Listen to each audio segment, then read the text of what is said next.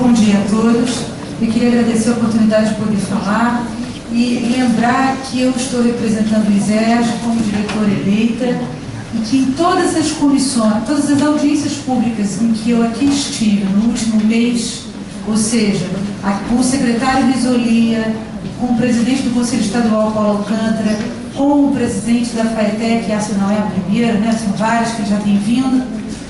Eu gostaria de lembrar que existe algo que todos nós, eu não estou fazendo uma fala ao presidente da FAETEC, estou falando a todos, inclusive o deputado Monte Bittencourt e aos responsáveis pelos nossos sindicatos. Né?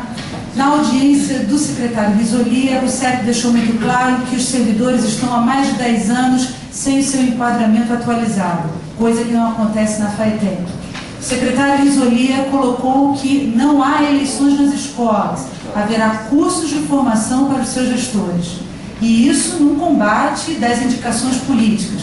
Ainda que eu gostaria de fazer um parênteses, o que é indicação política e qual órgão desse Estado que não trabalha com isso, incluindo esta casa. Não é?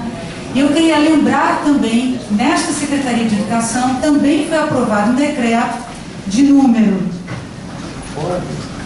42883, que regulariza, oficializa aquilo que eu e muitos de nós ouviu de todos, muitos presentes aqui, que desvio de função era crime.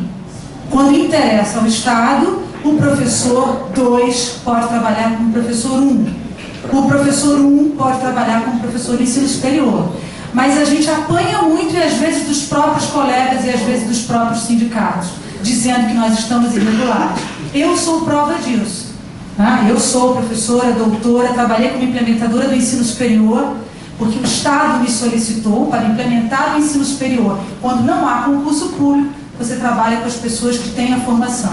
Hoje o Estado está pedindo para todo professor 2 dar aula como P1, porque não tem professor no Estado. E não tem por quê? Porque teve plano de aposentadoria estimulada, teve perda salarial, né? Mas o tempo todo as pessoas apontam essas questões como se elas estivessem separadas de nós. E não está. Porque nós, colegas, professores, também estamos nos devorando uns aos outros. A FAETEC, ela tem muito a caminhar, mas caminhou bastante. Eu não estou elogiando por elogiar, porque afinal de contas houve eleições das unidades da FAETEC, naquelas em que havia servidores concursados em quantitativo para ter eleição. Houve respeito aos servidores, é verdade, a Lei 5766 não se efetivou e eu disse em dezembro que eu não ia ter um Natal feliz porque as coisas não tinham sido resolvidas. Mas não foram resolvidas não apenas por descaso de alguns e desejo de outros. A questão dos cedidos foi uma questão preterida, amaldiçoada por muitos, e ainda é, e por colegas servidores, não é apenas por autoridades. E é preciso perguntar, existe equilíbrio entre os poderes? Existe legislativo, judiciário, executivo? Porque às vezes as coisas caminham e depois não caminham, né? Então eu faço essa pergunta, e ela é provocativa. Agora, eu queria, no bojo disso, lembrar que os professores P2 do ISERJ, que estão ali naquela sala, que custaram entrar, não é? São símbolo do P2 do Estado. Há 13 anos, a IDB tem 13 anos, professora Raquel, quantos anos tem?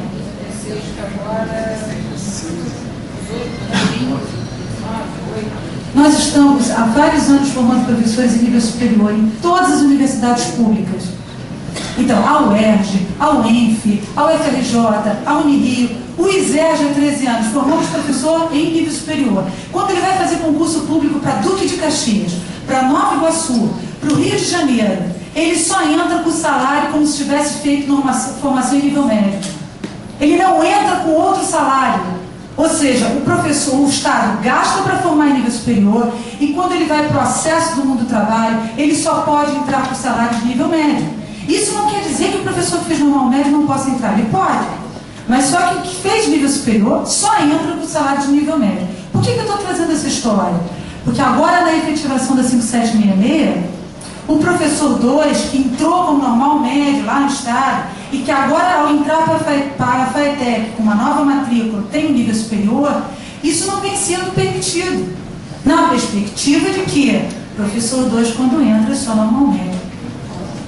ser uma questão da FATEC, ela não é uma questão do Robson, do professor Cancela, da Sandra Santos, é uma questão do Estado. Todo mundo diz que o professor 2 é fundamental e ninguém quer pagar o salário do professor, mesmo que ele tenha formação em nível superior.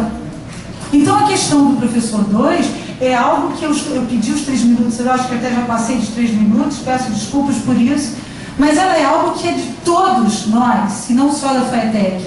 Não há um descompasso entre políticas de formação e políticas de acesso ao mundo do trabalho.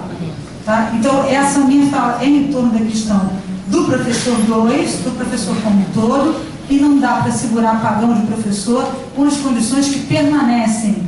Qualquer concurso público esteja aberto agora, do Rio de Janeiro a Caxias, Nova Iguaçu, o professor só pode entrar com um salário, seja qual for a formação dele.